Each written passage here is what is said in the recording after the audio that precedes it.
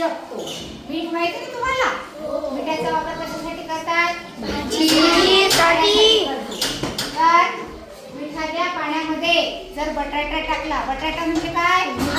आलू. तो भाजी करतो आपण. तो जर टाकला तर तो पाण्यात सहज तरंगू शकतो. कसा तरंगतो हे आपल्याला या प्रयोगामध्ये पाहायचे आहे. तर या प्रयोगासाठी आपल्याला साहित्य लागणार आहे 2 पारदर्शक काचेचे ग्लास. त्यानंतर ग्लास नसेल तर बाउल असतात ना वाटीसारखे काचेचे, ते सुद्धा चालतात. फक्त त्याच्यातून आपल्याला दिसलं पाहिजे असे बाउल पाहिजे.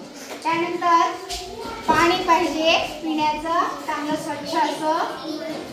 त्यानंतर बटाटा पाहिजे आपल्याला असा बटाटा. त्यानंतर चमचा मीठ विरघळण्यासाठी. हे साहित्य आपल्याला यासाठी लागते. हे साहित्य आणलेलं आहे. हे 2 आहेत काचेचे ग्लास. त्यानंतर या बॉटलमध्ये आहे पाणी. आराध्या हे काय आहे? आलू आहे. नंतर हे लिंबू आहे. नंतर आणि यामध्ये मी मीठ घेतलेलं आहे आणि हा आहे चमचा. आता सर्वप्रथम काय करायचं आपल्याला? हे पाणी जे आणलेलं आहे स्वच्छ पाणी, हे पाण्याने एक ग्लास भरून घ्यायचा आहे. बघा घेतलं पाणी? तुम्हाला दिसत आहे काचेच्या ग्लास मधलं पाणी? यासाठी आपल्याला पारदर्शक काचेचा ग्लास पाहिजे. आणि ह्या दुसऱ्या ग्लास मध्ये पण पाणी भरून घेते. भरलं? आता दोन्ही ग्लास मध्ये मी पाणी स्वच्छ पाणी भरून घेतलेलं आहे. आता आपण जर काय केलं याच्यामध्ये काय करू? आलू टाकून करू. हा ग्लासच्या तळाशी केला ना? तर आता आपल्याला टाकला आता काय करू? हा ग्लास आहे त्याच्यामध्ये काय केलं मी? मीठ टाकलं. मीठ चांगलं विरघळलं पाहिजे. हा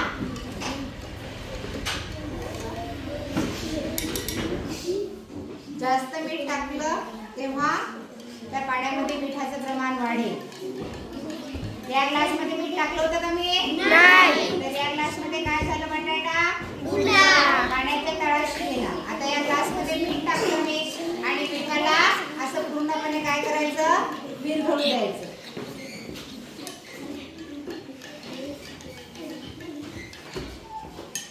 बघा विरघळलं. आता पहा हा दुसरा बटाट्याचा तुकडा केलेला आहे. तो मी काय करणार आहे? या ग्लास मध्ये टाकणार आहे. आणि आता सांगा. हा बघा आता पहा ज्या पाण्यामध्ये मीठ नाही आहे त्या पाण्यामधला बटाटा काय झालेला आहे? खाली पाण्याच्या तळाशी गेलेला आहे.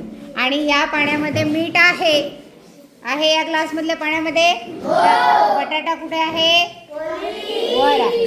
असं का बरं झालं सांगा? कारण की काय झालं? ह्या पाण्यामध्ये मीठ नव्हतं, तिथे पाण्याची घनता कमी होती आणि याची घनता जास्त होती, बटाट्याची घनता. पण या पाण्यामध्ये मीठ टाकल्यामुळे काय झालं? पाण्याच्या घनता वाढली. त्यामुळे काय झालं? बटाटा हा याच्यामध्ये पाण्यावर तरंगला. आता त्या बटाट्याच्या ऐवजी आपण दुसरी वस्तू सुद्धा टाकून पाहू शकतो. आता मी बटाटा काढते. हा बटाट्याच्या ऐवजी आता दुसरी वस्तू टाकून पाहू आपण. हे काय आहे? लिंबू. आता लिंबू पहा मी या पाण्यात टाकलं. काय झालं? बुडलं पूर्ण? आता या पाण्यामध्ये मीठ आहे ना, हे मीठ विरघळलं. आता या पाण्यामधलं हे लिंबू काढते मी आणि आपण या पाण्यामध्ये टाकून देऊ.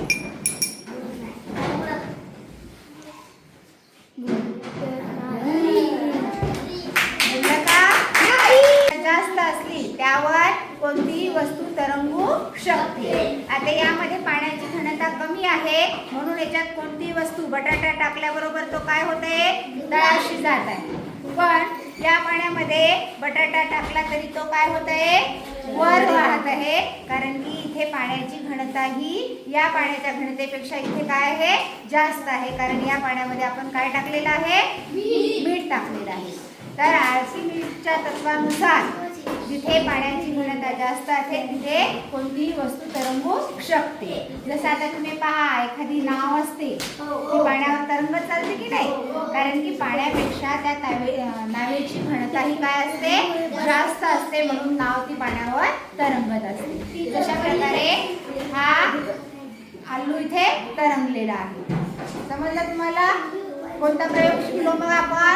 घनतेचा प्रयोग. मिठाने भरलेल्या पाण्यातच बटाटा हा वर तरंगू शकतो आणि साध्या पाण्यामध्ये बटाटा पाण्याच्या तळाशी राहतो. मला करून पाहायचंय. काय झालं? या पाण्यामध्ये काय आहे? या पाण्यामध्ये काय आहे? मीठ आहे. म्हणून आता पहा, आता मध्ये आहे का मीठ? नाही. आता याच्या पाण्यामध्ये हा टाकून पाहिजे. त्याच्यानंतर हळू टाकायचं. हा, काय झालं सांगा, काय झालं? बटाटा हा पाण्याच्या तळाशी गेला. आता या पाण्यामध्ये काय आहे आयुष? मीठ. आयुष आहे मीठ याच्यात? आता आयुष काय करतो, याच्यामध्ये हळू हळू टाक बटाटा. हा, उडलं नाही पाहिजे पाणी. हा, सांगा आता या पाण्यामध्ये काय झालं? बटाटा तरंगला. कशामुळे तरंगला सांगा आता? घनतेमुळे तरंगला. या पाण्यामध्ये काय झालं? मीठ टाकल्यामुळे या पाण्यामध्ये घनता निर्माण झाली, जास्त घनता झाली.